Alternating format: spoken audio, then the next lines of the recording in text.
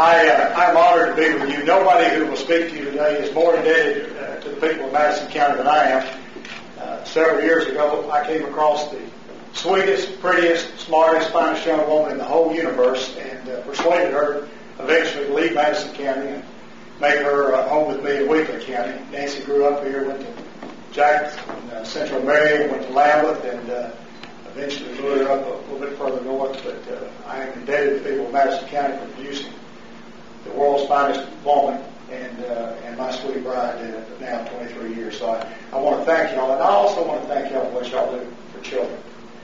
I've worked in and around the courts for a long time. I've served as a special prosecutor. I've represented families who've had children who've been abused by others. And I know something of the situation, Sheriff Roberts. I know you've seen way more than you wish you'd ever seen. I know I've seen more than I wish I'd seen. But the work that you do here at this Xchange Club is extraordinary, and it makes a real difference in children's lives. So I want to thank you for that.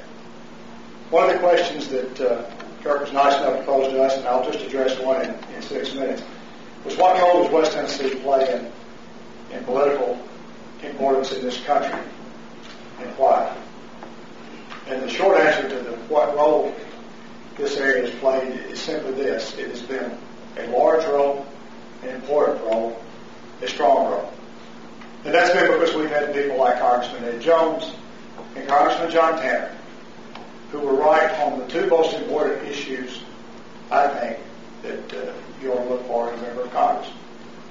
One of the major differences, I say this respectfully from my opponent to me, is on the role of bipartisanship. And Dr. Kirkland dared to say on a radio program that he would work with people across the aisle, would work in a bipartisan way. My opponent launched the first attack ad of the primary campaign, the first attack mail of the primary campaign, by criticizing Dr. Kirkland for daring to say that he would work in a bipartisan way. Well, ladies and gentlemen, if that's a sin, I'm a sinner. I've never accomplished anything in the General Assembly without working with members of both parties, because if it's really important, it takes some members of both parties. And you have to work together in a bipartisan way. I'm not new to that. I grew up watching my father, who was probably as yellow and dog a Democrat as there was in Wheatley County. His law partner actually was the Republican candidate for the 8th Congressional District years and years ago. It was the strongest Republican in Wheatley County. And they were law partners. And they figured that if you had the Democrat in the office and the Republican in the office, everybody would come see them and they'd make a good living, and they did. It worked pretty good for them. We need some more folks in Washington who aren't eating up with partisanship. The time for extreme partisanship is long gone, and they've got way too much out of it in Washington, ladies and gentlemen. We cannot afford the luxury of extreme partisanship. We need some people who will work together in the middle. And one of the reasons that West Tennessee has been benefited and has been strong and has had a real voice in Washington is that because John Tanner and Ed Jones and others before them have worked in a bipartisan way. If you had David Porter here this afternoon and you ask him how did he succeed as governor, Governor Porter would tell you a lot of the credit goes to a man named Ben Ashley, who was the Republican leader of the Senate for many years, for his entire term. And he would also say he owed a lot to the Republican leaders in the House, a succession of people who led the House. If Lamar Alexander came here this afternoon, he would tell you his success was due to Ned McWhorter and John Wilder, two Democrats who led the House and the Senate, and who worked with him in a bipartisan way.